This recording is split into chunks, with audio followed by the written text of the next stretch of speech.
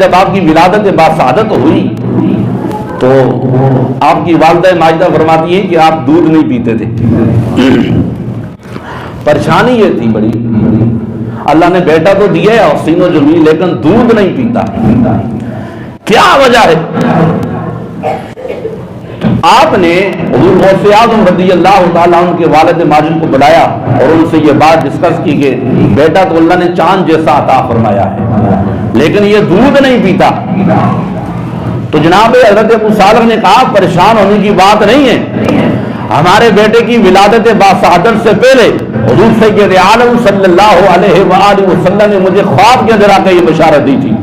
صرف سرکار نہیں تھے، ساتھ مولا علی بھی، حضور کے صحابہ بھی تھے، اور سرکار نے مجھے آ کے یہ بشارت دی تھی ابو صالح آتاک اللہ ابنا ہوا وہو ولی ومحبوبی ومحبوب اللہ تعالی. ابو صالح ان قریب اللہ تجھے ایک ایسا بیٹا عطا فرمائے گا جو میرا بھی محبوب ہوگا، جو کائنات کے رب کا بھی محبوب ہوگا. اب سے بولو سبحان اللہ. وَسَيَكُونُ لَهُ شَأْنٌ فِي الْأَوْلِيَاءِ وَالْأَقْطَابِ، فرمایا اس کی اولیاء میں اقطابوں میں یہ شان ہوگی، یہ مقام ہوگا، یہ مرتبہ ہوگا.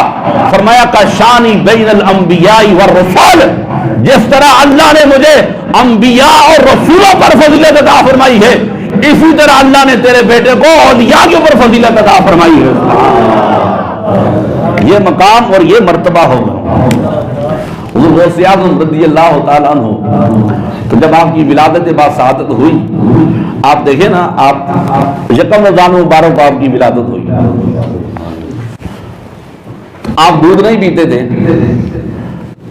یوں ہی گیلان کی جامع مسجد سے اللہ اکبر کی صدا بلند ہوتی تھی مغرب کی اذان کی، تو حضور غوث اعظم فوراً اپنی والدہ کا دودھ پی کے روزہ افطار فرما لیتے. اب روزہ ایک علم ہے میرے نبی کے غلاموں. علم ہوگا تو بندہ روزہ رکھے گا، علم ہوگا تو بندہ نماز پڑھے گا، علم ہوگا تو بندہ حج کرے گا، زکوٰۃ ادا کرے گا.